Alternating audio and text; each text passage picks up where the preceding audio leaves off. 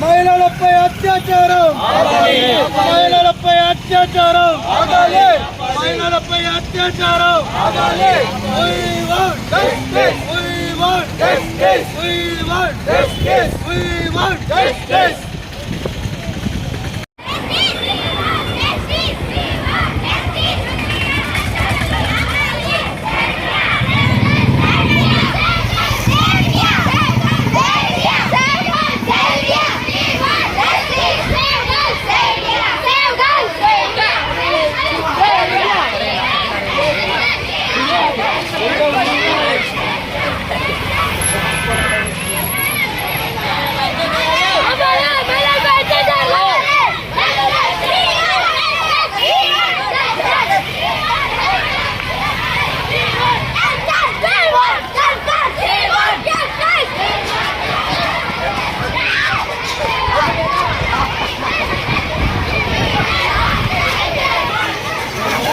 ఏమైంది?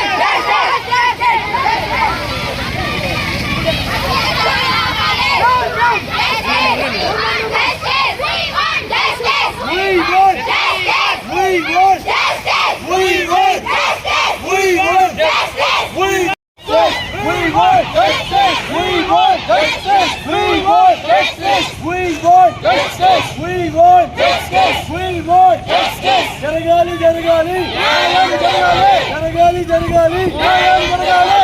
We want justice. We want justice. మహిళలపై అత్యాచారాలు ఆగాలి ఆగాలి. మహిళలపై అత్యాచారాలు ఆగాలి ఆగాలి. We want justice. We want justice. We want justice. అందరికీ నమస్కారం.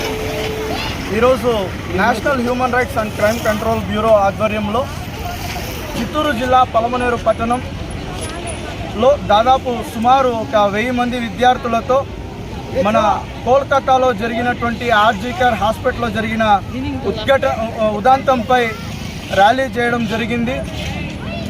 ముఖ్యంగా చట్టాలు ఎన్ని తీసుకొని వస్తున్నప్పటికీ దేశంలో ఇలాంటి దుర్ఘటనలు జరుగుతూనే ఉన్నాయి. 1992లో విశాఖ కేసు ఒకటి జరిగింది.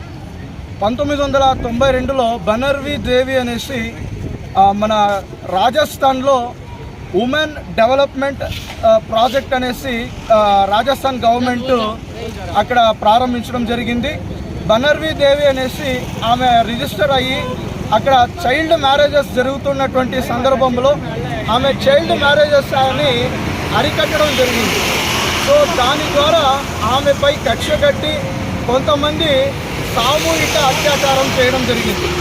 సామూహిక అత్యాచారం చేయడం ద్వారా ఆమె భర్త ఎదుటనే ఈ విధంగా జరిగింది. సో అక్కడ ఉన్నటువంటి ఎన్జిఓస్ కొంతమంది గౌరవ సుప్రీంకోర్టుకు వెళ్ళారు. విశాఖ అనే పేరుతో గౌరవ సుప్రీంకోర్టుకు వెళ్ళిన తర్వాత సుప్రీంకోర్టు 1997లో విశాఖ గైడ్లైన్స్ అనేసి ఒక గైడ్లైన్స్ అనేది తీసుకొచ్చింది.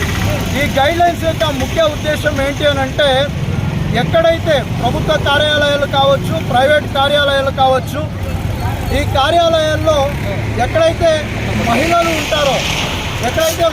ఉంటారో ఆ మహిళలకి సెక్సువల్ హరాస్మెంట్ జరగకుండా ఉండడానికి అక్కడ కంప్లైంట్ కమిటీ ఒకటి నియమించండి అని చెప్పేసి గౌరవ సుప్రీంకోర్టు 1997లో విశాఖ గైడ్లైన్స్ అనేది తీసుకొచ్చింది.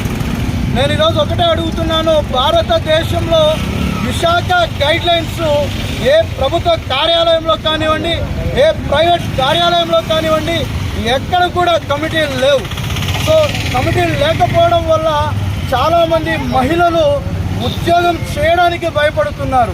ఉదాహరణకు చూసుకున్నట్లయితే మన పలమనేరు నియోజకవర్గం గంగవరం మండలం పతికొండ గ్రామంలో ఉన్నటువంటి ప్రభుత్వ ఆసుపత్రిలో నర్సులు రాత్రిపూట వైద్యం చేయడానికి కూడా భయపడుతూ ఉన్నారు. రాత్రిపూట తాగుబోతులు వచ్చి తలుపులు కొడుతున్నారని చెప్తూ ఉన్నారు. నేను ఈరోజు అధికారులకు ఒకటే విజ్ఞప్తి చేస్తున్నాను, ఆర్జీకర్ లాంటి ప్రభుత్వ ఆసుపత్రి లాగా మరొక్కసారి పత్తికొండ కాకూడదు అని చెప్పి నేను విజ్ఞప్తి చేస్తున్నాను. దయచేసి ముందస్తు చర్యల కోసం కంప్లైంట్ కమిటీ అనేది వేయండి. మహిళలు ధైర్యంగా వచ్చి సెక్సువల్ హరాస్మెంట్ ఫిజికల్గా జరిగినా మెంటలీగా జరిగినా దాన్ని పరిగణలోకి తీసుకొని ఇమ్మీడియట్గా ఎవరి మీదైతే ఆరోపణలు వస్తున్నాయో, ఎవరి మీదైతే ఆ యొక్క కంప్లైంట్ వచ్చిందో వారి మీద విచారణ చేపట్టి వెంటనే వాళ్ళని కఠినమైనటువంటి శిక్షలు విధించాలని చెప్పి మా national human rights and crime control bureau తరఫున విజ్ఞప్తి చేస్తున్నాం. Thank you.